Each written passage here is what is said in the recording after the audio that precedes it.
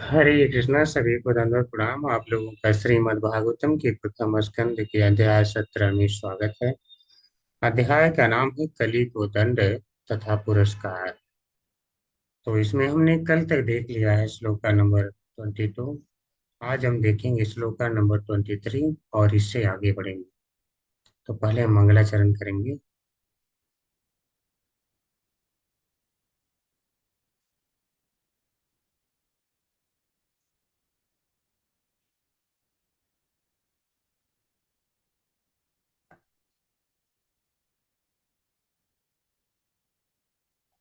हरे कृष्ण प्रभु जी। हरे कृष्णा प्रभु जी। दंडवत प्रणाम प्रभु जी। हरे कृष्ण प्रभु जी, सदर प्रणाम। हरे कृष्णा माता जी, दंडवत प्रणाम।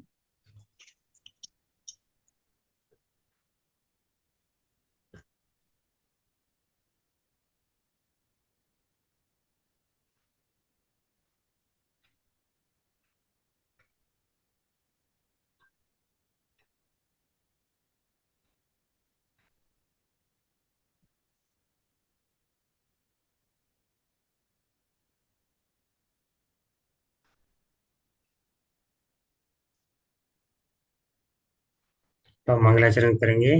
नारायणं नमस्कृत्य नारायणं नारायणं नमस्कृत्य नमस्कृत्य नरं चैव नरोत्तमं नरं नरं चैव चैव नरोत्तमं नरोत्तमम् देवीं सरस्वतीं व्यासं देवीं देवीं सरस्वती सरस्वतीं सरस्वतीं व्यासं व्यासम् ततो जयमुदीरयेत्।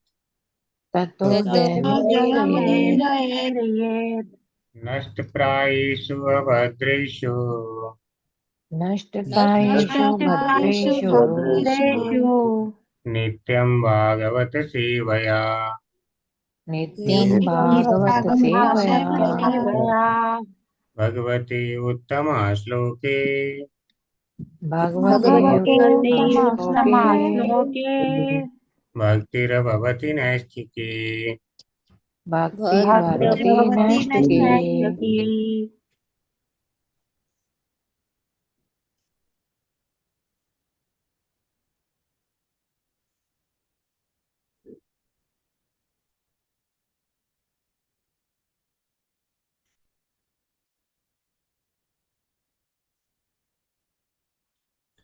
तो आज हम देखने वाले हैं श्रीमद् भागवतम प्रथम स्कंद अध्याय 17 कली को दंड तथा पुरस्कार। श्लोका नंबर 23। इसे रिसाइट करेंगे एक बार। अथवा देव मायाया अथवा अथवा देव देवो मायाया मायया नूनं गतिहय गोचरा नूनं नूनमधिगतिर्गोचरा गतिरगोचरा चेतसो वचसश्चापि चेतसो चेतसो वचस्रशापि वचश्चास्ति भूतानामिति निश्चयः। भूतानामिति भूतानामिति निश्चयः। निश्चयः। अथवा देव मायाया अथवा देव अथवा देवो मायाया मायया नूनं गतिहय गोचरा नूनं नूनमगतिर्गोचरा गतिरगोचरा चेतसो वचश्चापि चेतसो चेतसो वचस्रशापि वचश्चास्ति भूतानामिति निश्चयः। भूतानामिति भूतानामिति निश्चयः। निश्चयः। अथवा देव मायाया अथवा मे अथवा देव देवो मायाया मायया नूनं गतिहय गोचरा नूनं गतिः गोचरा गतिरगोचरा चेतसो वचसश्चापि चेतसो चेतसो वचश्चापि वचश्चापि भूतानामिति निश्चयः। भूतानामिति भूतानामिति निश्चयः। निश्चयः। अथवा या कि देव भगवान माया या शक्तियां नूनम अत्यंत न्यून गति चाल अगोचरा अचिंत्य चेतस या तो मन से वचस वाणी से च अथवा अपि भी भूतानां सभी जीवों का इति इस प्रकार निश्चय निष्कर्ष निकला। इस प्रकार निष्कर्ष यह निकलता है कि भगवान की शक्तियां अचिंत्य हैं। कोई न तो मानसिक चिंतन द्वारा न ही शब्द चातुर्य द्वारा उनका अनुमान लगा सकता है।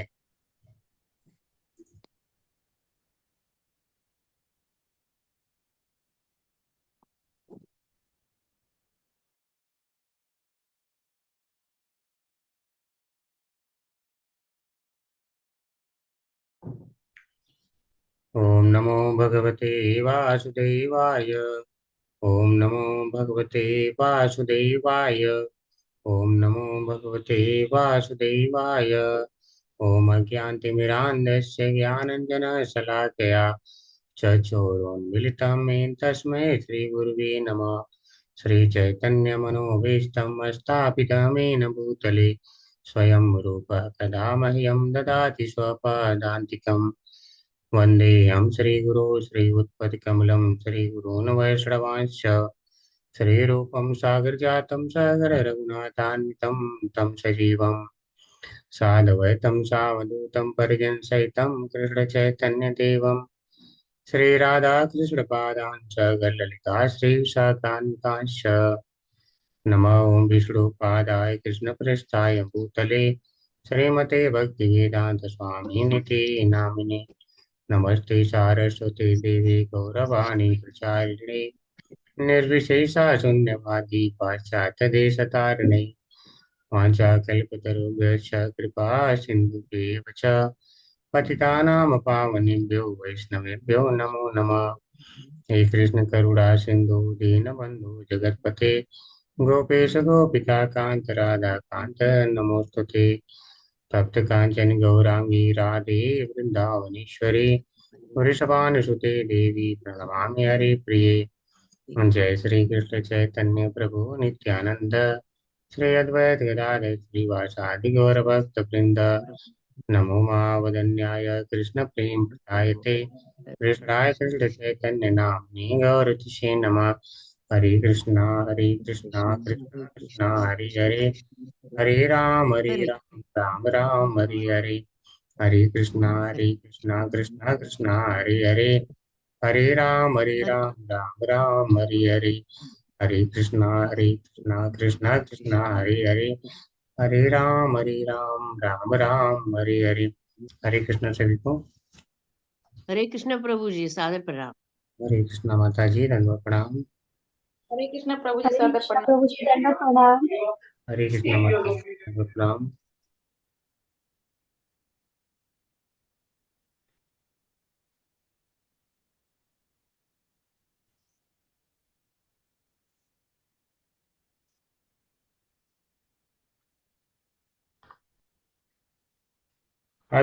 अथवा देव मायाया अथवा अथवा देव अथवा देव मायया मायाया नूनं गतिहय गोचरा नूनं नूनं गतिः गत्या गतिः गोचरा गोचरा गोचरा चेतसो वचसश्चापि चेतसो चेतसो चेतसो वचसश्चापि वचश्चापि वचसा भूतानामिति निश्चयः। भूतानामिति भूतानामिति निश्चयः। निश्चयः। हरे कृष्णा सभी को। जो लोग रिसाइट करना चाहते हैं कर सकते हैं। हरे हरे कृष्ण प्रभु कृष्ण। जी। हरे कृष्ण प्रभु जी। अथवा देव मायया नूनं गतिरगोचरा चेतसो वचसश्चापि भूतानामिति निश्चयः। हरे कृष्ण प्रभु जी। हरे कृष्ण प्रभु जी। अथवा देवो मायया न्यूनं गतियगोचर चेतसो वचसापि भूतानामि इति निश्चयः। हरे कृष्ण प्रभु। हरे कृष्ण प्रभु हरे जी। कृष्ण प्रभु जी। देव माया गतिर्गोचरा चेतसो वचश्चापि भूतानामिति निश्चय। हरे कृष्ण प्रभु जी। हरे कृष्ण प्रभु जी। अथवा देव मायाया मूलम गतिर्गोचरा चेतसो वचश्चापि भूतानामिति निश्चयः। हरे कृष्ण। हरे कृष्ण प्रभु जी। अथवा देव मायाया नूनं गतिर्गोचरा चेतसो वचश्चापि भूतानामिति निश्चया। हरे कृष्ण प्रभु जी। हरे कृष्ण प्रभु जी। अथवा देव मायाया नूनाम गति गोचरा चेतसो चेतसो वचस अपि भूत भूतानामति निश्चयः। हरे कृष्ण। हरे कृष्ण प्रभु जी। अथवा देवा मायाया नूनं गति अगोचरा चेतस वचसा च अपि भूतानम् इति निश्चयः। हरे कृष्ण।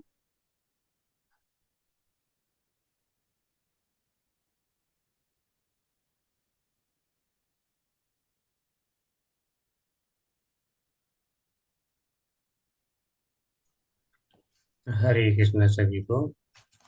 अब हम आगे देखेंगे इसके अर्थ को। तो इसके पहले इसके पहले तक हम देख चुके हैं कि परीक्षित महाराज धर्म से कह रहे हैं, धर्म और पृथ्वी दोनों से ही कह रहे हैं। तो धर्म को उन्होंने पहले डायरेक्ट कह दिया कि आप धर्म के गूढ़ रहस्यों को जानते हैं, अतः इस कारण से ही आपने इसको बताया नहीं है, नाम नहीं लिया, क्योंकि जो उसको बताता है उसकी भी गति वही होती है जो अपराध करने वाले की है। तो इस कारण से आपने नहीं बताया। कह रहे हैं दूसरा कारण यह है कि जो भगवान की शक्तियां हैं, यानी जो उनकी माया शक्ति है, वह इतनी सूक्ष्म है कि हमारी चिंतन शक्ति से परे है, यानी अचिंत्य है। और ये ऐसी है कि न तो मानसिक चिंतन द्वारा और न ही वचन द्वारा यानी वाणी द्वारा उसको बताया जा सकता है, निश्चित किया जा सकता है। उसका अनुमान लगाना कठिन है भगवान की शक्तियों का। तो भगवान क्या करना चाहते हैं, उनकी क्या प्लानिंग है, वह हम कह ही नहीं सकते हैं। यह भी कारण हो सकता है कि आप बताना नहीं चाहते हैं, क्योंकि वह कारण निश्चित रूप से भगवान ही हैं, जिनके बारे में कोई जान ही नहीं सकता है, तो बताएगा कहाँ से। सर के देखते हैं। कह रहे हैं अथवा या कि देव माया या, देव यहाँ भगवान कृष्ण को कहा गया है, जो भगवान की माया या यानी जो शक्तियां हैं, नूनम, वह अत्यंत न्यून, इतनी सूक्ष्म है, सूक्ष्म यानी गूढ़ है कि गति है अगोचरा, गति है उनके बारे में जान पाना, उनकी चाल को जान पाना अगोचरा, अचिंत्य है। अर्थात शक्तियां जो है भगवान की अचिंत्य है। गोच अगोचरा, गो का अर्थ होता है इंद्रियां, चरा यानी जिस पे चल सके, इंद्रियां भी जिस पे नहीं चल सके अर्थात जिसको नहीं जान सके, वैसी भगवान की शक्तियां हैं। तो हम तो विचार करके भी बताना चाहेंगे तो कि कौन इसका कारण है, तो विचार करके बताएंगे तो अपनी इंद्रियों से ही विचार करेंगे। तो वह तो अचिंत्य है भगवान। तो यह भी कारण हो सकता है कि आप नहीं बता पा रही हैं, तो वह भगवान ही कारण है, जिसको कि आपने अप्रतर्क्यात अनिर्देश्यात कह दिया है। यानी चेतसो अप्रतर्क्यात, यानी वह तर्क शक्ति से परे है, मानसिक चिंतन से परे है उनकी शक्ति। वचश्चापी, वचश्चापी यानी वाणी से भी परे, जिसको आपने अनिर्देश्यात कहा है। तो भूता नाम इति निश्चय, तो सभी प्राणियों द्वारा इस प्रकार उसका निश्चय नहीं किया जा सकता, या निष्कर्ष के रूप में कोई जान नहीं सकता है कि भगवान की क्या योजना रहती है। ठीक है, तो इस बात को कह रहे हैं कि इस प्रकार निष्कर्ष यह निकलता है कि भगवान की शक्तियां अचिंत्य हैं। कोई न तो मानसिक चिंतन द्वारा, न ही शब्द चातुरी द्वारा उनका अनुमान लगा सकता है। तो तात्पर्य हम देखेंगे। हरे कृष्णा गिरिजा माता जी।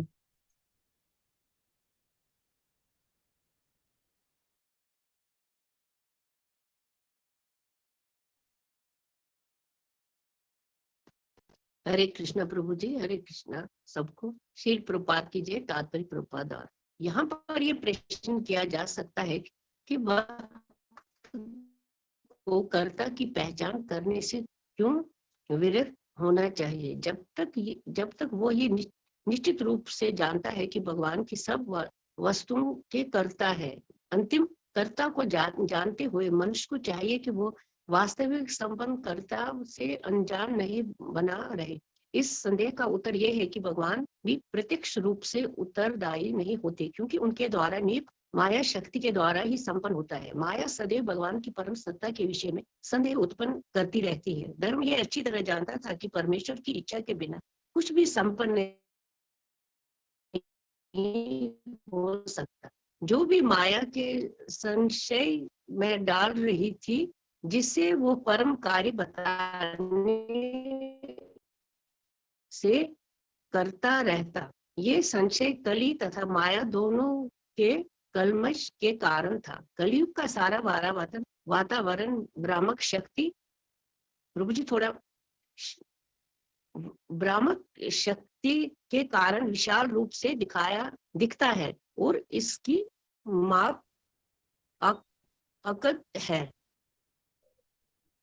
हरे कृष्णा माता जी। तो यहाँ पे देखिए, वो जो प्रपात जी है बता रहे हैं, अचिंत्य शब्द की व्याख्या कर रहे हैं। अचिंत्य, और दूसरा ही शब्द की व्याख्या हो रही है कि जब हम जान गए, यानी भक्त को कहा जा रहा है कि भक्त जब जान गया कि भगवान है जिनकी इच्छा के बगैर कोई कुछ भी नहीं कर सकता, तो वह क्यों नहीं बता देते हैं भक्त लोग कि हाँ ठीक है, यही सब कुछ कर रहे हैं भगवान ही, क्यों नहीं बता देते हैं। तो प्रभुपाद जी इसका उत्तर दे रहे हैं, कह रहे हैं कि देखो, भगवान सब कुछ जरूर कर रहे हैं, सबके पीछे वह एक कारण है, बिना उनके कुछ हो नहीं पा रहा है। लेकिन जो वास्तविक करता है उस कार्य को, उससे हमें अनजान नहीं बने रहना चाहिए। जैसे मान लो कि अगर कोई तलवार लेके आपको मारने आ रहा हो, या आज के हिसाब से कहीं तो चाकू लेके मारने आ रहा हो कि आपको हम मार देंगे, तो आप ऐसा नहीं कह सकते कि नहीं, भगवान की इच्छा हो गई है तो अब हमें यही रहना चाहिए, मारने दो इसे। ठीक है, वही तो सब कुछ करते हैं, उनके मर्जी के बगैर तो पत्ता भी नहीं हिल सकता, तो मारने दो इसे। तो कृपा जी करें, वास्तविक संपन्न कर्ता से अनजान नहीं बने रहना चाहिए। तो हमें देखना है कि ये देखो, वास्तविक संपन्न करता है, ये आएगा मुझे मारेगा और खुद ये चक्र में फंस जाए, और हम अगर उसके प्रतिकार के चक्कर में पड़ते हैं तो हम फंस जाएंगे। मान लो हम अपने बचाव के लिए करते हैं, तो हम उसको बचाव में मान लो हमने ही मार दिया उसे, तो फिर हम चक्र में आ जाएंगे। तो इससे अच्छा है कि ऐसे जगहों से आपको चले जाना चाहिए। तो वास्तविक संपन्न कर्ता से आपको अनजान नहीं बने रहना है, उस पर भी दृष्टि डालना है, क्योंकि भगवान प्रत्यक्ष रूप से उत्तरदायी नहीं है। जैसे मान लो ये बिजली है, घर में बिजली आपके है तो बल्ब जलना चाहिए। बल्ब जलने के लिए अगर वास्तव में देखा जाए तो वास्तविक संपन्न कर्ता उसे जलाने वाला बिजली है। लेकिन बीच में बटन को अगर आप ऑन ही नहीं करें तो तब नहीं चलेगा। इसका अर्थ है कि जब ऑन नहीं करना चाहिए या करना चाहिए तो उसका निर्णय आपके ऊपर छोड़ा गया है, आपको बांध के नहीं रखा गया है। ठीक है, कारण जो वहां पे है उसके होते हुए भी आपको निर्णय लेने की क्षमता भगवान ने दिया है। तो हमें अपना वहां पे बुद्धि का प्रयोग करना है। भक्त के रूप में बुद्धू बन के नहीं रहना है, बुद्धिमान बन के रहना है।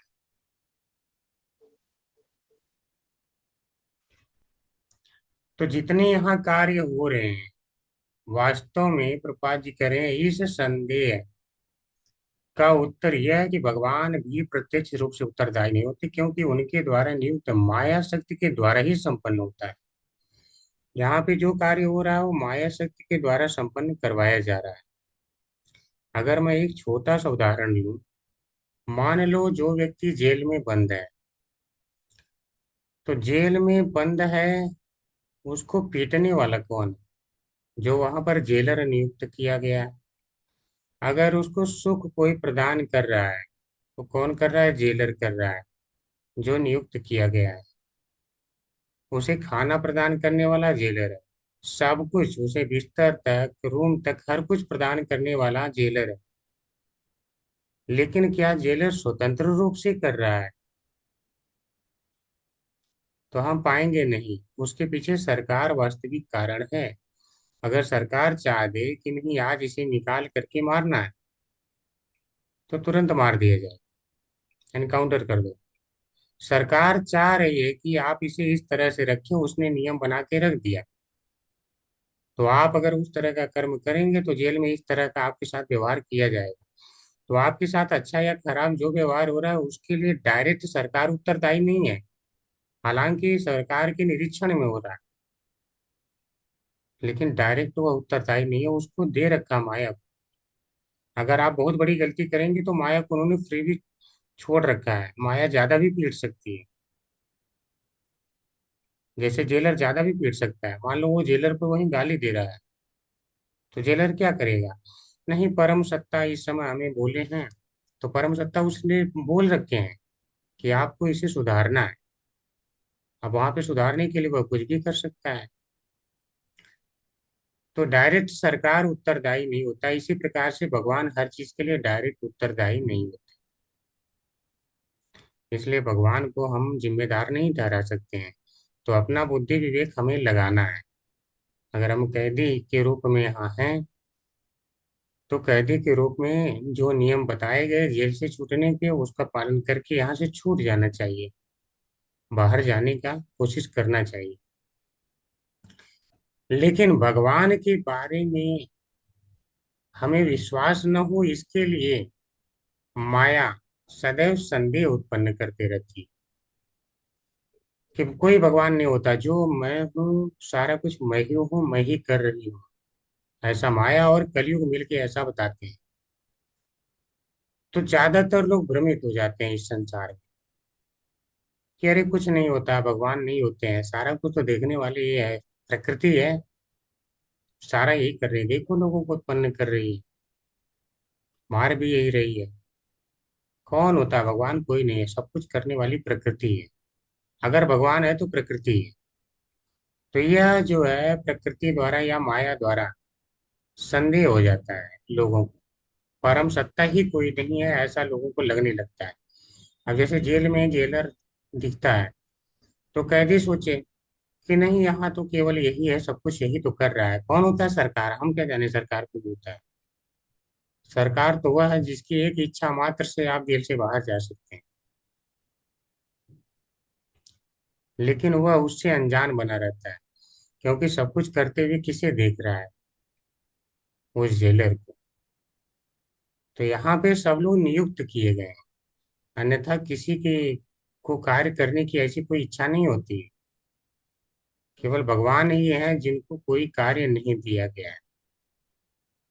ठीक है, जो भगवान इस बात को कहते भी हैं कि अर्जुन इन कहीं भी चाहे तीनों लोग हो, मेरे लिए कोई कर्तव्य नियत नहीं किया गया है।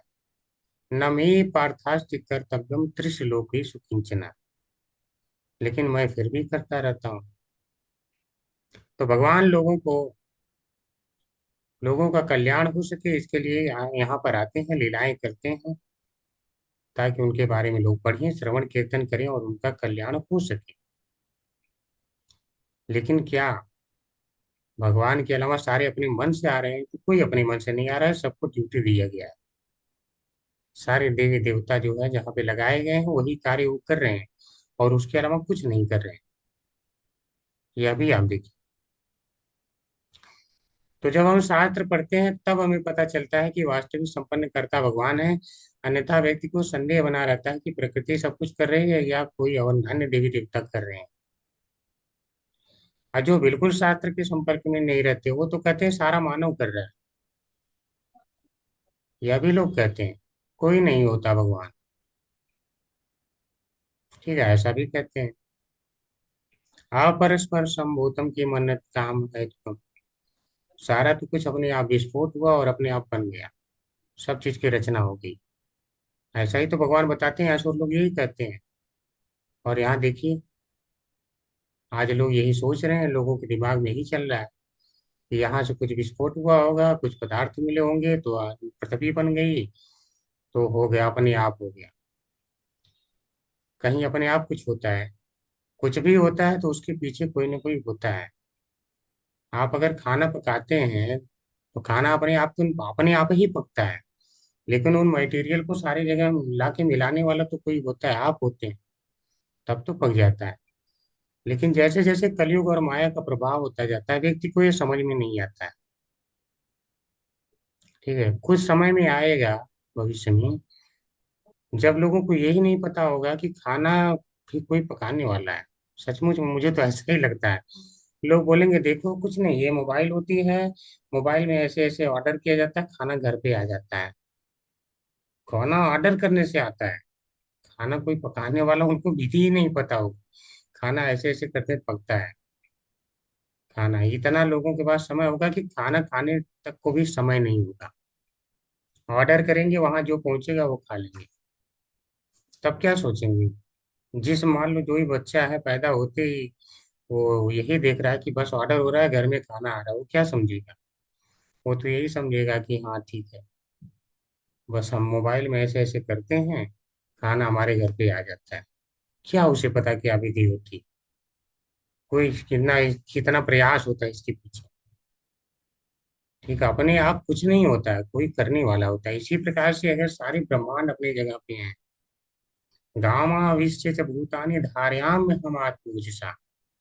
भगवान कहते हैं अगर कोई अपनी जगह पे ग्रह स्थित है तो वह मेरी शक्तियों के कारण है, मेरी ओजसा शक्तियों के कारण है। तो गुरुत्वाकर्षण भी हो भगवान की शक्ति है। अन्यथा कोई ग्रह अपने स्थान पे नहीं रह सकता है। अब कोई ये नहीं कर सकता कि गुरुत्वाकर्षण नहीं होगा तो भी अपनी जगह पे रहेगा ग्रह। ठीक है, तो सारी बातें जो भगवान कहते हैं, तो सब चीजों के समस्त कारणों के कारण भगवान है। लेकिन फिर भी हमें भगवान का नाम नहीं लेना चाहिए। क्यों? क्योंकि जो है वास्तविक संपन्न कर्ता से हमें अनजान नहीं बने रहना है। हमें यहाँ पे सचेत होके रहना है। ठीक है, तो भगवान की शक्तियां अचिंत्य हैं। किसके साथ कब क्या हो रहा है यह हमें नहीं पता चल पाता है। तो वो अचिंत्य शक्ति है, अकथ्य है, उनके बारे में हम कुछ कह नहीं सकते हैं कि वह कर रहे हैं तो या गलत है या सही है, हम नहीं निर्णय ले सकते। भगवान जो करते हैं वह सही ही रहता है, क्योंकि वह हमारे भूत और भविष्य सब कुछ देख सकते हैं। हमको नहीं पता होता कि हमने कौन कौन से कर्म किए हैं, तब जाके आज हमें दंड मिल रहा है या क्या हो रहा है। लेकिन भगवान क्या है, वह सब देखते हैं, इसलिए उन्हें सब पता होता है। जो सही वो करते हैं वो सही करते हैं। ठीक है, नेक्स्ट श्लोक का देखेंगे।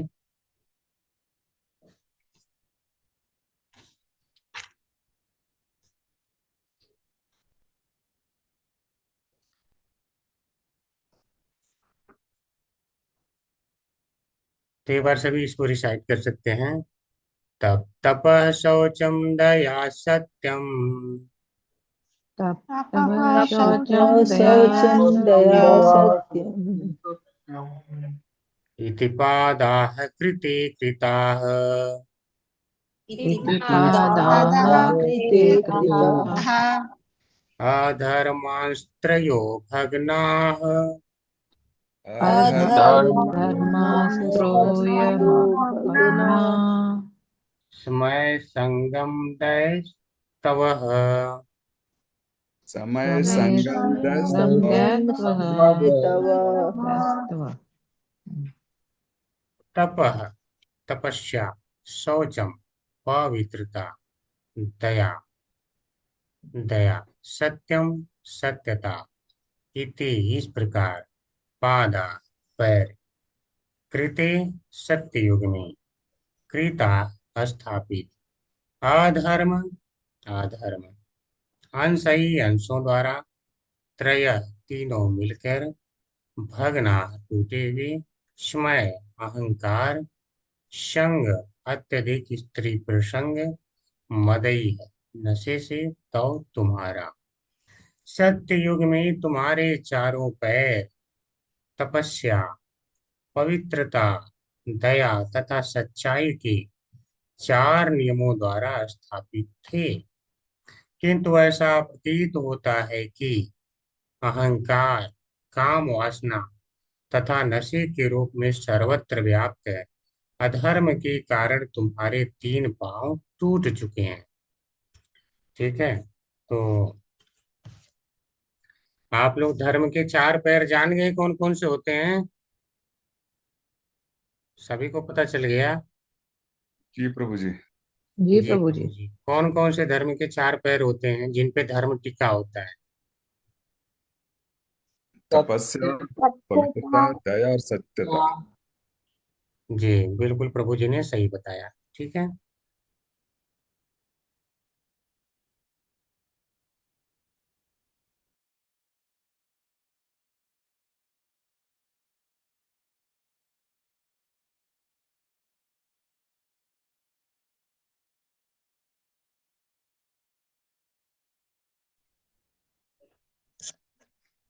तो धर्म के चार पैर हैं, तपस्या, पवित्रता, दया तथा सच्चाई। ठीक है, और कह रहे हैं यह चारों नियम आपके जो है कृत्य यानी सत्य युग में थे। तो यह चार वास्तव में जो नियम है, यह चार पैर है धर्म के। अगर यह है तो समझिए वहां पे धर्म पूरी तरह से विराजमान है।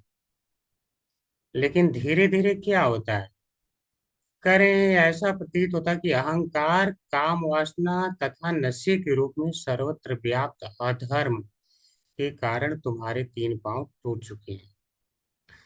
तो इसके तीन पांव टूट चुके, तो तीन जो है अधर्म के भी चार पैर होते हैं। ठीक है, जिस प्रकार से धर्म के चार पैर होते हैं वैसे अधर्म के चार पैर होते हैं।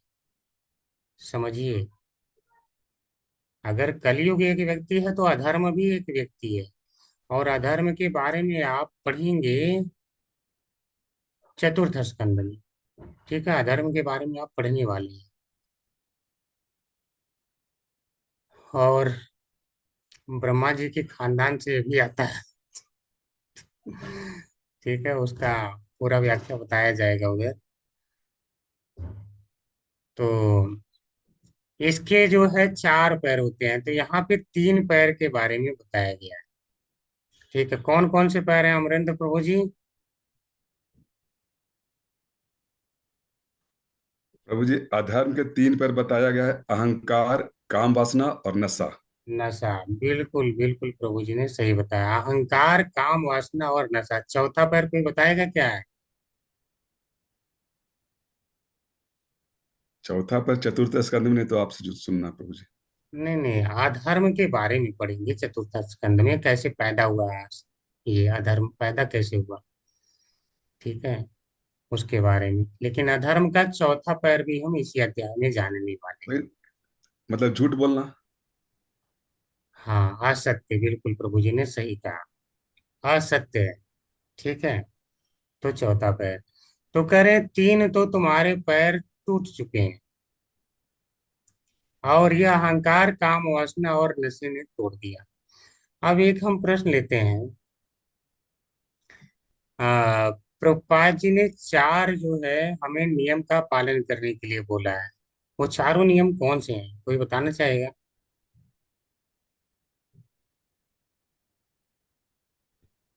जी प्रभु। अवैध संबंध नहीं करने का प्रभु जी, हाँ, फिर जी नशा नहीं करने का, मांस मदिरा नहीं खाने का, जुआ नहीं खेलने का। जी जी। तो यहाँ पे जो प्रभुपाद जी ने बताया, अब देखिए उससे होता क्या है। अगर अवैध संबंध होता है तो उससे क्या नष्ट हो जाता है? धर्म का कौन सा पैर नष्ट होता है? पवित्रता। पवित्रता। तो एक पैर तो नष्ट हो गया। अगर जो है कोई अवैध संबंध में गया तो ठीक है, पवित्रता नष्ट। तो धर्म का लोप हो गया उसके जीवन से। चलिए अब देखिए लोग भक्ति क्यों नहीं कर पाते, उस पर विचार करिए। भागवतम यही है, विचार करने के लिए।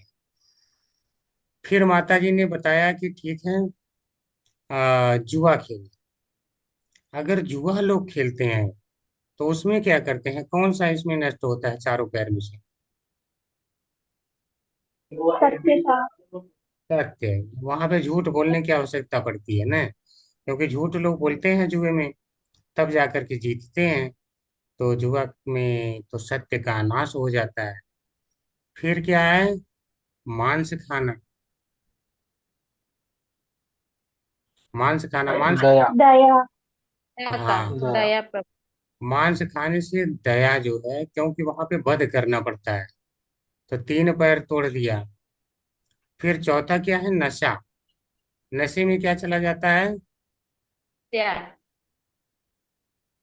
नशे से क्या नष्ट हो जाता है? स्वच्छता। तप। तप नष्ट हो जाता है। ठीक। यानी जब नशा करता है व्यक्ति, देखो नशा करेगा तभी तो जो है ना तप नहीं कर पाएगा। ऐसा तो है नहीं कि नशा कर रहा है और बोलेगा आज भगवान के लिए व्रत रहना है। ठीक है। तो इस प्रकार का, या वाणी की तपस्या आपने देखा जिसमें अनुद्योग कर्म वाक्यम सत्यम प्रियहितम चयत, जो आपने देख रखा है। ऐसा तो नहीं कि नशा करेगा तब जाकर के सत्य बोलेगा, या अनुद्वेग कर्म वाक्यम। ठीक है, किसी को उद्वेग न करने वाला वाक्य बोले, न बोलना वाणी की तपस्या में आता है। तो जब पी लेते हैं लोग दारू वगैरह, शराब पी लेते हैं, तो क्या करते हैं? फिर जाके करते हैं घर वालों से झगड़ा, पिटाई करते हैं, मारपीट करते हैं। ठीक है। और गाली गलौज करते हैं। यानी उद्वेग कर्म वाक्यम तो तप को नष्ट कर देता है। तो आप देख रहे हैं जो चार नियामक ये जो रूल्स बताए गए हैं, आप अगर आप इनका पालन करते हैं तो धर्म के चारों स्तंभ टिके रहते हैं। लेकिन अगर इनका पालन नहीं करते हैं तो ये धर्म के चारों स्तंभ नष्ट हो जाते हैं आपके जीवन से। तब आप भक्ति कहाँ से कर पाएंगे और भक्ति की बातें कहाँ से समझ में आएंगी? अब एक व्यक्ति तो यहाँ तक, मेरा एक बार नाइट ड्यूटी था, उस समय वह खूब दारू पी लिया। और दारू पी करके करा, पंडित लोग ऐसे ही करते हैं, ब्राह्मण लोग झूठ बोलते हैं। और क्या है, अगर यहाँ पर कोई मर जाता है तो बोलते हैं पिंडदान करने के बाद उसको मिल जाता है। क्या मतलब चल रहा है? ठीक है। अब बताओ, वह दारू पी रहा है और सोच रहा है धर्म के गूढ़ रहस्यों को मैं समझ जाऊं। अब समझ रहे हैं, एक तरफ बोला गया नशा नहीं करना है, तब ये सब चीजें आप कर पाएंगे, धर्म के मार्ग पे चल पाएंगे। और वह नशे में पूरा धूत है और वह सोच रहा है कि मुझे धर्म की बातें समझ में आ जाए। शास्त्र के अनुसार तो नहीं आना चाहिए, तो क्या उसे आ सकता है? नहीं आ सकता ना। तो कभी वही कभी। है। तो फिर लोग क्यों कोशिश करते हैं ऐसा? शास्त्र के अनुसार जो है पालन करें तब जो है होगा। तो यहाँ पे देखिए जो व्याख्या की गई है, तो मैंने इसलिए इन चारों का व्याख्या कर दिया ताकि आपको ये न लगे कि जो चार नियम हमें बताए गए हैं किस लिए बताए गए। कारण होता है, शास्त्र पढ़ते हैं तब हमें कारण पता चलता है। तो यहाँ पे अहंकार, काम, वासना और नशे के रूप में इसने क्या किया है, तीन पांव तोड़ दिए। ठीक है। तो हम इसको जो है देखेंगे तात्पर्य में अभी क्या प्रभुपाद जी बताना चाहते हैं, या देख लेते हैं कोई और टीका है तो।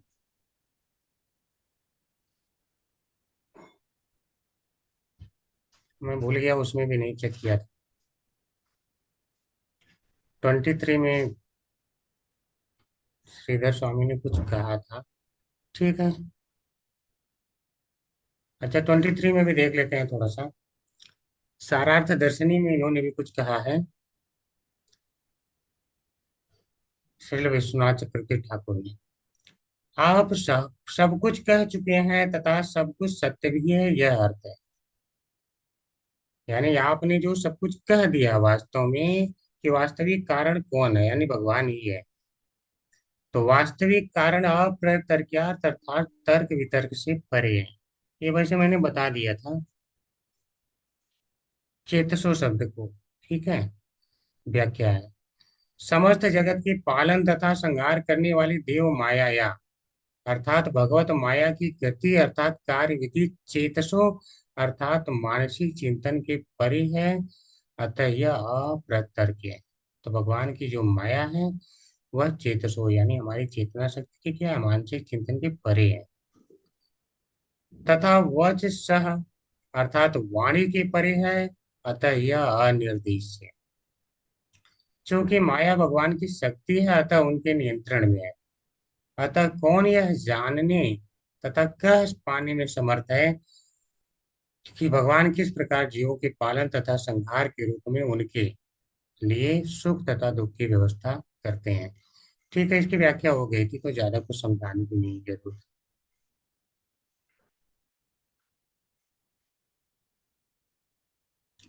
ट्वेंटी फोर पे आते हैं, श्रीधर स्वामी क्या कहते हैं देखते हैं। राजा ने उसे धर्म जानकर उसके चरणों का अनुवाद करके तपह इत्यादि 2 श्लोकों से व्यवस्था बतलाया। ठीक है, ये पहला श्लोक है और बाकी आएगा 25 में, ठीक है।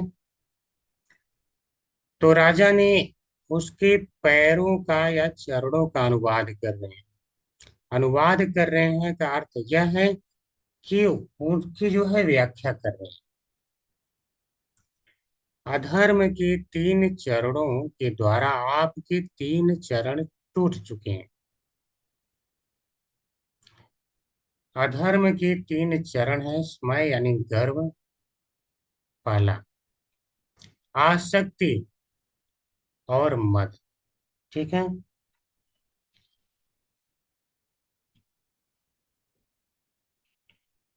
स्मय,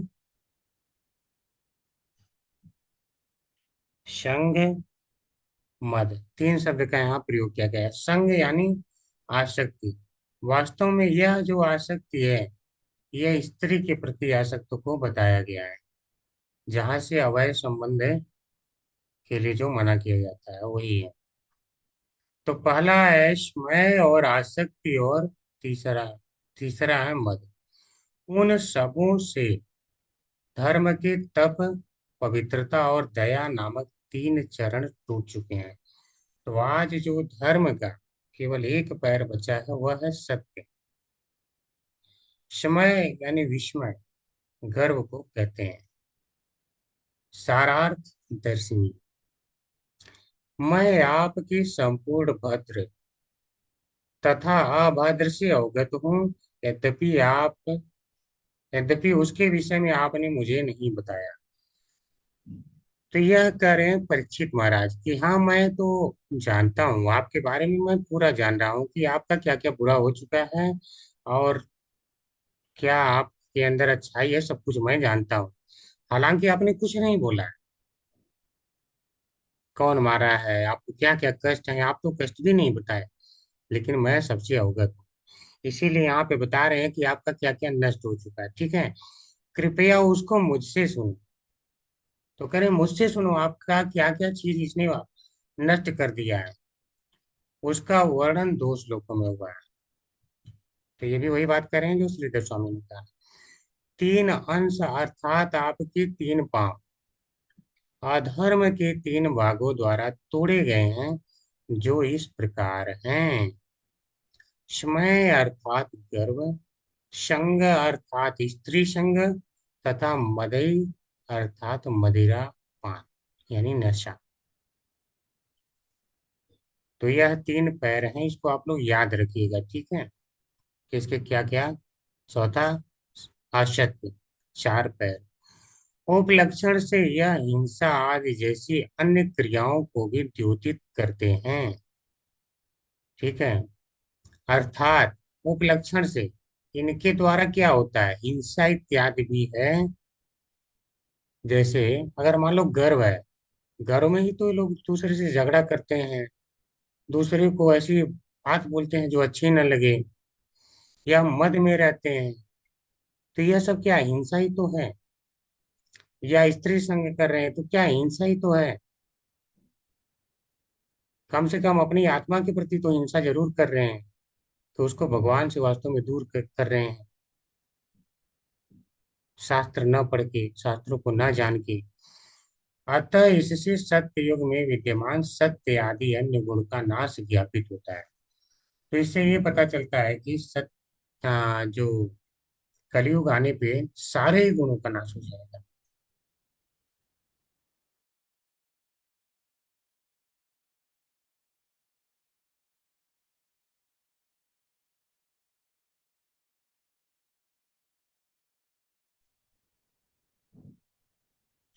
ठीक है, इसे हम पढ़ेंगे तात्पर्य। हरे कृष्णा पूर्णेश्वरी प्रेमा देवी दासी माता जी। हरे कृष्णा प्रभु जी, दंडवत प्रणाम। तात्पर्य शीला प्रभुपाद जी के द्वारा। शीला प्रभुपाद जी की जय। भ्रामक शक्ति या भौतिक प्रकृति जीव पर उस अनुपात में अपना प्रभाव दिखाती है जिस अनुपात में जीव माया के भ्रामक आकर्षण का शिकार होता है। पतंगे प्रकाश की चमक से आकृष्ट होते हैं और इस तरह वे अग्नि के शिकार हो जाते हैं। इसी प्रकार ठगनी शक्ति माया सदैव बद्ध जीवों को मोहित करके उन्हें मोह की अग्नि में झोंकती रहती है। वैदिक शास्त्र बद्ध जीवों को आगाह करते हैं कि वह इस भ्रम के शिकार न बने, अपितु इससे छुटकारा प्राप्त करें। वेद हमें आगाह करते हैं कि हम अज्ञान के अंधकार में न जाकर प्रकाश के पथ पर अग्रसर हों। भगवान स्वयं भी हमें आगाह करते हैं कि माया की ठगनी शक्ति को जीतना अत्यंत दुष्कर है, किंतु पूरी तरह जो भगवान की शरण में चला जाता है वह सरलता से इसे जीत सकता है। लेकिन भगवान के चरण कमलों के आश्रय में जाना आसान नहीं है। ऐसी शरण तो तपस्या, पवित्रता, दया तथा सत्य से युक्त पुरुषों को ही मिल सकती है। उन्नत सभ्यता के ये चारों नियम सतयुग के उल्लेखनीय लक्षण थे। हरे उस कृष्णा युग में माता प्रत्येक मनुष्य। माता जी। हरे कृष्णा। ठीक है, यहाँ तक समझते हैं। देखिए, जो भ्रामक शक्ति है यानी भौतिक प्रकृति, कह रहे हैं कि जीव पर उस अनुपात में अपना प्रभाव दिखाती है जिस अनुपात में जीव माया के भ्रामक आकर्षण का शिकार होता है। अब देखिए, माया अपना प्रभाव क्या दिखाती, गुणों के माध्यम से दिखाती है। जो इसके सतोगुण, रजोगुण और तमोगुण हैं, उन गुणों से जितना ही व्यक्ति प्रभावित होता है उतना ही जो है प्रकृति उनके ऊपर ज्यादा से ज्यादा प्रभाव दिखाती है। और उसी हिसाब से लोगों में सोचने की या समझने की शक्ति होती है, और उसी हिसाब से लोगों में कार्य करने की क्षमता आती है। अब इसको एक उदाहरण के द्वारा समझते हैं। मान लीजिए कोई व्यक्ति तमोगुण में बिल्कुल है और कोई बिल्कुल सतोगुण में है, तो दोनों के आप कार्यों को देखिए। अगर बिल्कुल तमोगुण में है तो वह बिल्कुल जघन्य कर्म ही करते रहता है। लेकिन अगर वही सतोगुण में स्थित है तो, अर्थात शास्त्र के प्रति आकर्षित है, उसके नियमों का पालन कर रहा है, तो वह धीरे धीरे उसका क्रमिक विकास होते जाता है। या हम कहें, मान लो कि कोई तमोगुण में हो और कोई सतोगुण में हो, दोनों को एक ही भागवतम क्लास में बैठा दिया जाए, तो तमोगुण वाला व्यक्ति क्या बिल्कुल समझ पाएगा? माया उसे समझने ही नहीं देगी। माया उसे समझने ही नहीं देगी। यानी जिस हिसाब से वह भ्रमित है उस हिसाब से माया का उसके ऊपर प्रभाव होता है।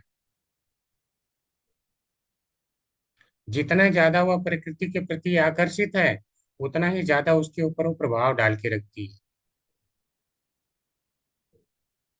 जैसे इस संसार में क्या है, कुछ लोग आप देखते होंगे कभी कभी प्रेम कर लेते हैं। तो कुछ कुछ लड़के हैं जिनकी उस लड़की से शादी नहीं हो पाती, जिससे प्रेम करते हैं, तो आप देखते होंगे वो फांसी इत्यादि लगा के मर जाते हैं। क्या उस लड़की के पीछे सारे लड़के मर रहे हैं? क्या उस लड़की का उन सभी लड़कों के ऊपर प्रभाव बिल्कुल बराबर हो रहा है? अगर हम उसे सुंदर मान लें, सुंदरता तो सभी लड़कों के लिए बराबर होनी चाहिए, सबको वह वैसे ही दिखनी चाहिए, सबके ऊपर बराबर प्रभाव होना चाहिए। लेकिन जो उसके आकर्षण का जितना शिकार हुआ, उसके ऊपर उसका प्रभाव हुआ और वो अपना जान तक देने को आतुर है। इस जीवन का वास्तविक लक्ष्य क्या, उसे समझ में नहीं आएगा। इसी प्रकार से जब प्रकृति के द्वारा प्रदान की गई इन वस्तुओं के प्रति जब लोग आकर्षित हो जाते हैं, तो भगवान के प्रति वह इतना ज्यादा भ्रम हो जाता है कि भगवान के प्रति आकर्षण आता ही प्रकृति जो है इधर बांध के रख लेती है। तो ये सब गुणों का प्रभाव होता है।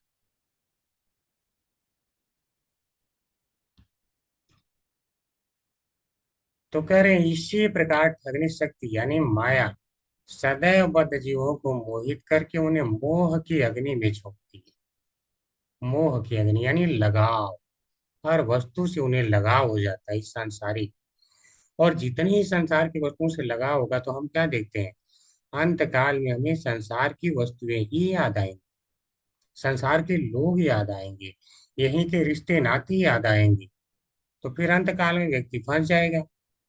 जैसे ज्यादातर लोग अपनी स्त्री से आसक्त होते हैं, अंत काल में उन्हें अपनी स्त्री का याद आ जाता है, तो वह जो अंत काल में स्त्री का याद आएगा तो क्या अगले जन्म में वह स्त्री बन जाएंगे। देख रहे हैं कैसे वह यहाँ पे मोह के कारण, लगाव के कारण यहाँ पे बार बार जन्म लेने को बाध्य है।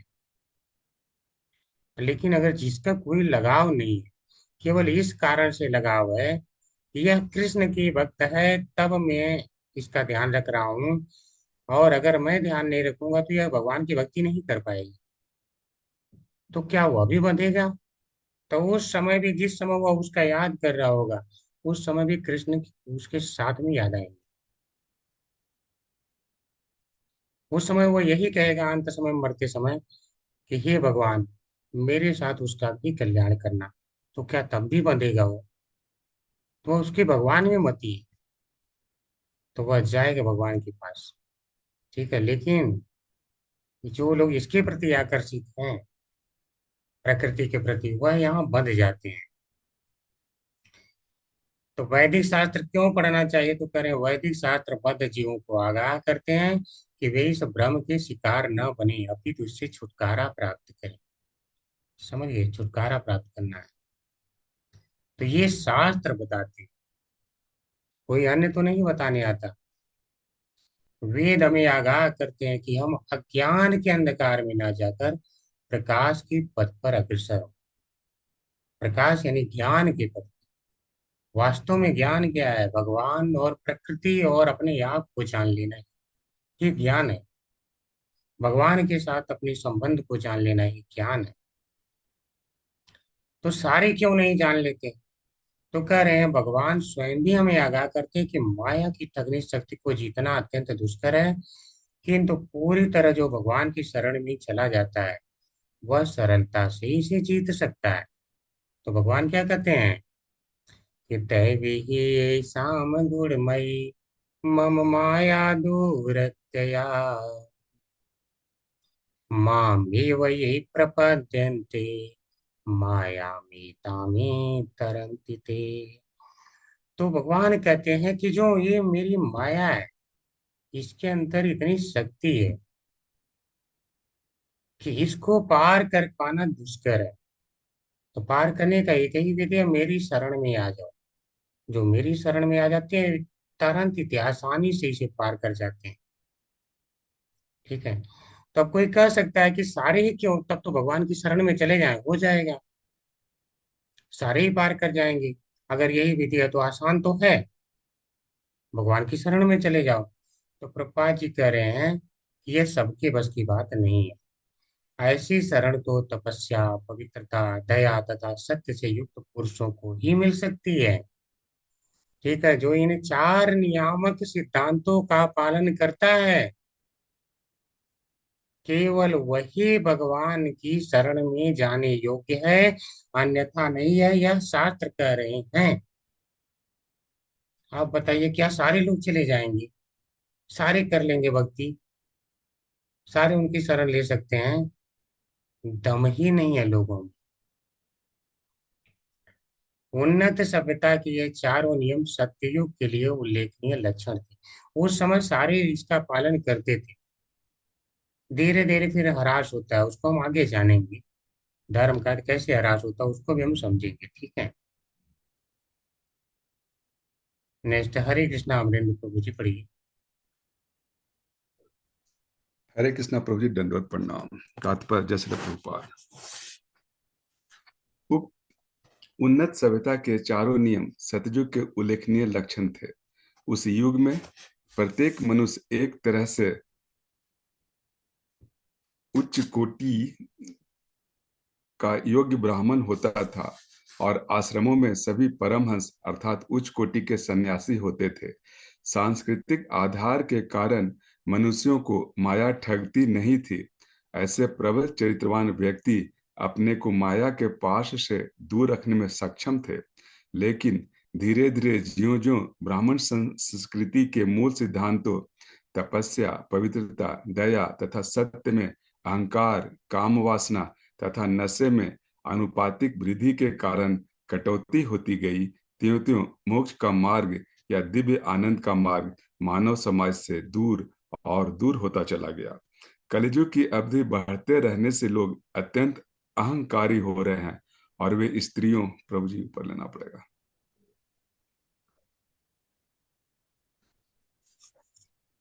और वे स्त्रियों तथा नशे के प्रति आसक्त रहते हैं। कलियुग के प्रभाव से कंगाल को भी अपनी कौड़ी का अभिमान है।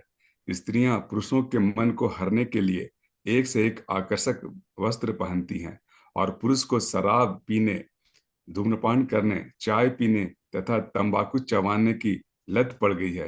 ये सारी आदतें या सभ्यता की। हरे कृष्णा प्रभु जी, यहाँ तक जी देखते हैं। तो देख रहे हैं, जो बता रहे हैं कि जो सत्य युग है वहां पे सारे क्या उच्च कोटि के ब्राह्मण हुआ करते थे, क्योंकि इन चार नियमों का पालन करते थे, सत्य बोलते थे, दया, पवित्रता और तपस्या थी उनमें। अर्थात वह चार नियमों जो आज हम सिद्धांत देख रहे हैं वह उसका पालन करते थे।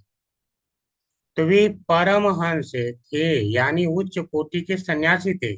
सन्यासियों की चार कोटियां होती हैं, जिनमें से सबसे श्रेष्ठ होता है परमहंस।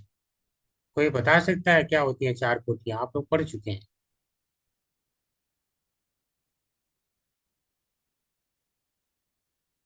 नहीं याद आ रहा।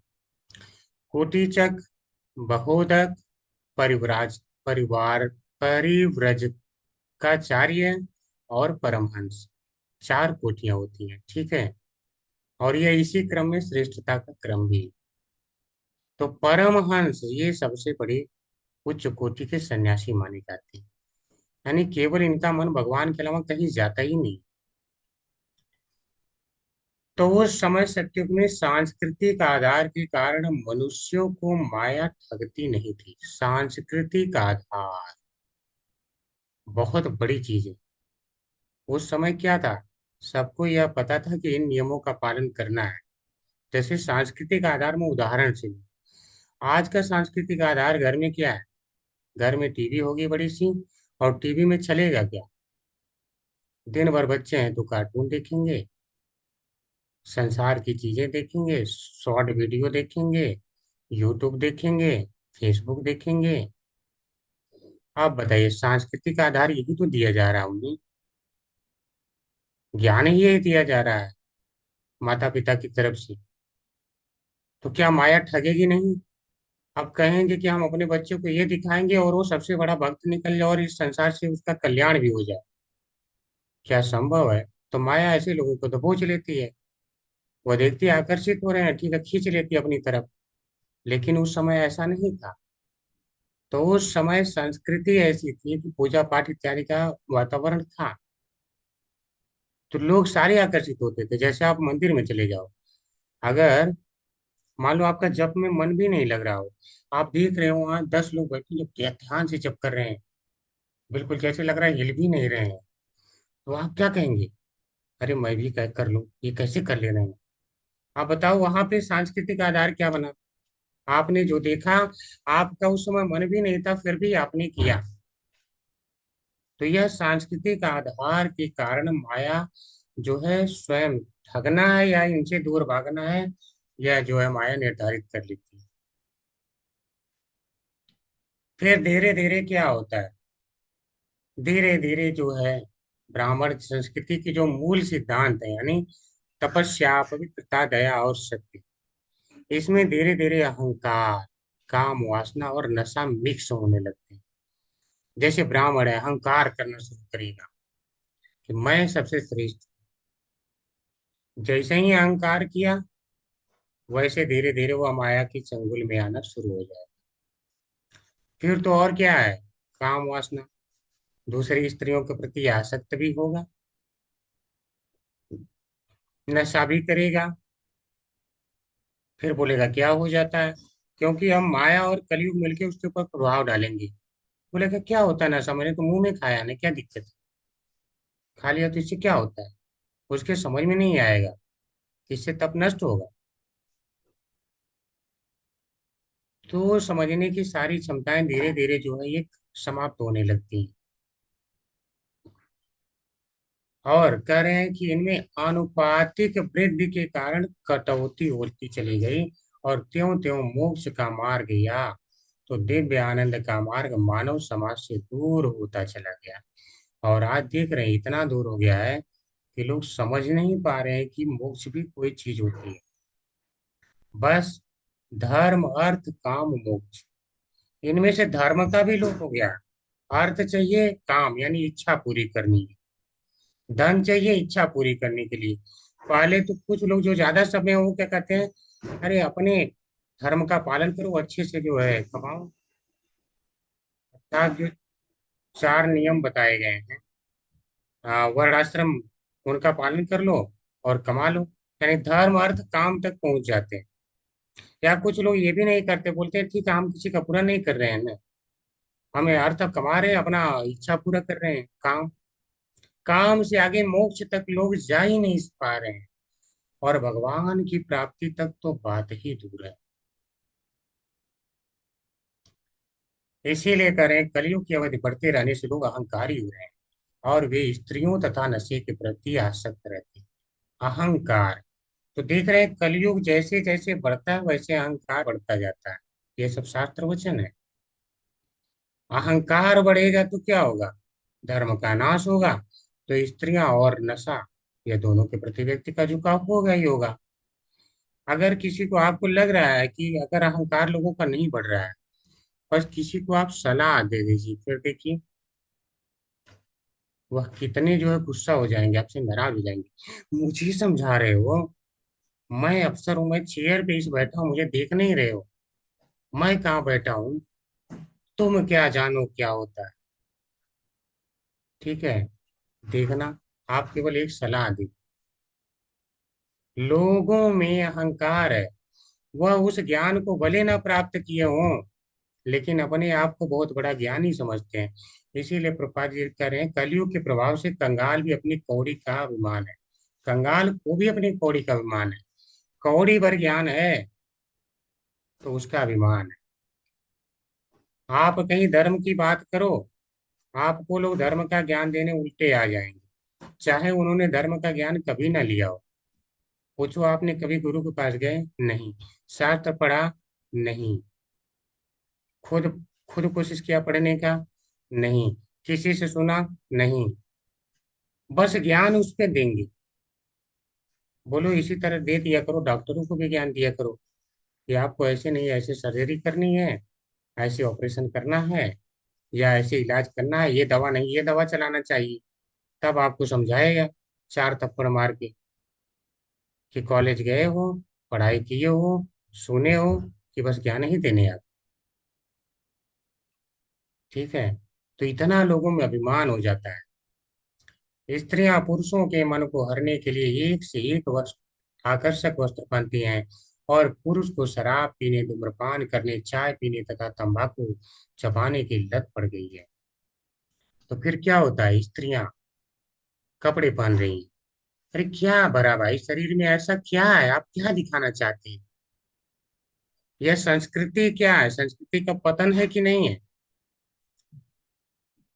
जब बच्चा छोटे पर से यह देख रहा है, उसको ये दिखाया जा रहा है, तो इसका मतलब वो यही चाहेगा, सोचेगा कि हाँ मतलब यही लग रहा है, टारगेट यही, जीवन का लक्ष्य यही है। इसके बारे में कहते हैं आदि शंकराचार्य, बोलते हैं कि नारी स्तन भरना देशम दृष्ट्वा मागामोहावेशम् एतन्मांसवशादि विकारः मनसि विचिन्तये बारंबार। बोलते हैं नारी के प्रति जो लोगों की आसक्ति, स्तन, नाभ इत्यादि के प्रति, यह क्या है? केवल मांस। इसका कह रहे हैं कि दृष्टवा मागा मोहावेशम, दृष्टवा देखकर, माँ यानी मत, वो गा यानी शिकार, शिकार मत हो जाना देख करके, उससे मोह के आवेश में मत आ जाना, लगाव मत रखने। क्यों? यह कुछ नहीं है, एतन मांस वसादि विकार है। मांस, फैट यानी लीद, कीट, कीट इत्यादि जो भी कह लो, खून, ये सब का क्या है? एक विकार है, बस एक ऊपर से स्किन लगा दिया गया। कोई कह सकता प्रभु जी मैं जब सोचता हूँ तब तो नहीं आकर्षित होता हूँ कि ठीक है इसमें कोई आकर्षण की वस्तु तो है नहीं, बाद में भूल जाता हूँ। तो वो कहते हैं ये मनस विचिंत, बारंबार बार बार केवल जो है मन में विचार गोविंद का करो, और इसको विचार करो कि यह एक तरफ गोविंद और एक तरफ एक, भज गोविंदम भज गोविंदम भज गोविंदम मूढ़मते, यानी मूढ़मती उधर केवल भजन कर, और इस पे विचार कर, एक तरफ भगवान कितने अच्छे हैं और एक तरफ मानस इत्यादि का विचार। ठीक है, तब व्यक्ति को जो है वास्तविक ज्ञान होगा। ये सारी आदतें या सभ्यता की तथा कथित प्रगति ही सारे अधर्म की जड़ है। इसलिए व्यभिचार, घूस, भाई भतीजावाद व्याप्त है। ठीक है, स्पष्ट है। मनुष्य इन बुराइयों को कानूनों तथा पुलिस द्वारा नहीं रोक सकता, लेकिन वह मन के रोग को सही दवा करके ठीक कर सकता है। यह दवा है ब्राह्मण संस्कृति, अर्थात तप, पवित्रता, दया तथा सत्य के नियमों का पक्षधर बनना। जैसे कभी क्या होता है, पीलिया रोग हो जाता है, तो लोगों को चीनी भी कड़वी लगती है, मिठाई कड़वी लगती है, जबकि मिठाई के अंदर मिठास का गुण है। तो लोगों को भक्ति में आनंद नहीं आता, क्योंकि इस संसार से लगाव रूपी, आसक्ति रूपी पीलिया रोग हो गया है। अहंकार, आसक्ति, नशाखोरी, ये सब रोग हो गया है। तो भक्ति वाला आनंद कहाँ से आएगा? ये सब जब तक उसमें मिक्स रहेंगे तब तक भक्ति का आनंद नहीं आने देते हैं। और इसको प्रभुपाद जी क्या करें, पुलिस के कानून से आप नहीं रोक सकते, ब्राह्मण संस्कृति का उसे ज्ञान देना हो। ठीक है, थोड़ा ही है। आधुनिक सभ्यता तथा आर्थिक विकास से गरीबी तथा अभाव की नई स्थिति उत्पन्न हो रही है, जिससे उपभोक्ता वस्तुओं की कालाबाजारी की जा रही है। हम कह रहे हैं विकास हो रहा है, लेकिन लोग भूखों से मर क्यों रहे हैं? पहले तो नहीं मरते थे। भूखा किसी के घर पे आ जाए तो लोग 20 को एक बार में बैठा खिला देते थे। आज और अभाव हो रहा है, जिसको हम समझ रहे हैं प्रगति, वो केवल तथाकथित प्रगति है। यदि समाज में नेता तथा धन संपन्न व्यक्ति अपनी संपत्ति, यानी जो संचित संपत्ति का आधा भाग इन पथभ्रष्ट लोगों पर खर्च करें और उन्हें ईश्वर चेतना अर्थात भागवत का ज्ञान प्रदान करें, तो निश्चय ही इन बद्ध जीवों को अपने जाल में, कलयुग इन बद्ध जीवों को अपने जाल में फंसाने में असफल होगा। तो अगर वो नेता अपना आधा जितना उन्होंने कमा कमा के रखा है, देखो उतना खा तो नहीं पाएंगे, ये क्लियर है। आधा भाग इन लोगों पे खर्च करें और उन्हें भागवत का ज्ञान दे दें, तो सारे का कल्याण होगा, सारे भगवान के धाम में जा सकते हैं। अलग से कुछ प्रयास ही नहीं करना पड़ेगा। लेकिन ये नेता लोग ही भ्रमित है, तो कहाँ से ये करेंगे? बड़े बड़े बिजनेसमैन वही भ्रमित है, तो ये कहाँ से करेंगे? इसीलिए प्रभुपाद जी ने कहा कानून से नहीं, उन्हें इस ज्ञान के माध्यम से सुधारना होगा। तो हमें यह निरंतर स्मरण रखना चाहिए कि मिथ्या अहंकार, अपने जीवन मूल्यों के उच्च अनुमान, स्त्रियों के प्रति अत्यधिक आसक्ति या उनकी संगति तथा नशे से मानवीय सभ्यता शांति के मार्ग से विपत हो जाएगी। चाहे लोग विश्व शांति के लिए कितना ही हल्ला गुल्ला क्यों न करें। मीटिंग करते हैं नेता इत्यादि विश्व शांति के लिए, कर पाते हैं विश्व शांति? नहीं कर पाते। कारण क्योंकि भागवत धर्म में नहीं लगे हैं। भागवत के सिद्धांतों का उपदेश सारे मनुष्यों को स्वतः संयमी, भीतर से स्वच्छ, दुखियों के प्रति दयालु तथा दैनिक आचरण में सच्चा बनाएगा। मानव समाज की बुराइयां जो आज के समय में स्पष्ट रूप से देखने में आती हैं, उन्हें ठीक करने का यही उपाय है। ठीक है, तो जहाँ ये चारों का वास होगा, वहां धर्म का वास होगा। अलग से कोई प्रयास ही नहीं करना पड़ेगा। तो इस बात को सबको समझना होगा और प्रचार प्रसार करना होगा। हरे कृष्णा सभी को। आज यहीं पे विराम लेंगे। किसी को कोई प्रश्न है तो कर सकते हैं।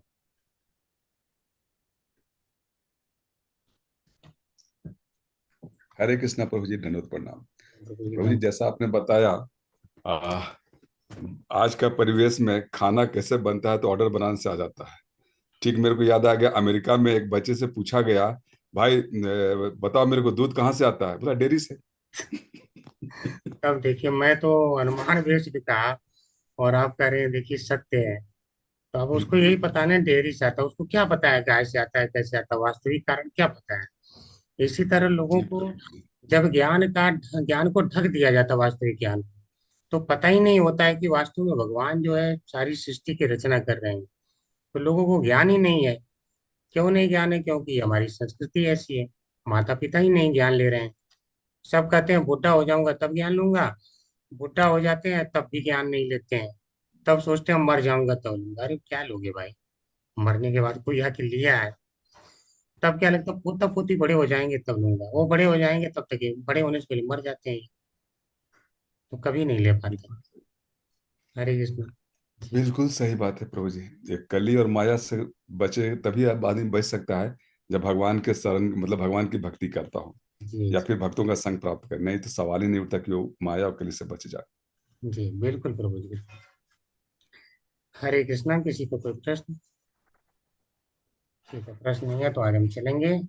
वाञ्छाकल्पतरुभ्यश्च कृपा सिन्धुभ्यैव च पतितानां पावनेभ्यो वैष्णवेभ्यो नमो नमः। अनंत कोटि वैष्णव की जय। जय जय प्रभुपाद की जय। जय जय की जय। जय जय वैष्णवाचार्यों की जय। जय। जय। धन्यवाद, प्रणाम। हरे कृष्णा प्रभु जी, हरे सादर कृष्णा प्रणाम। प्रभु जी, सभी को हरे सादर कृष्णा। प्रणाम।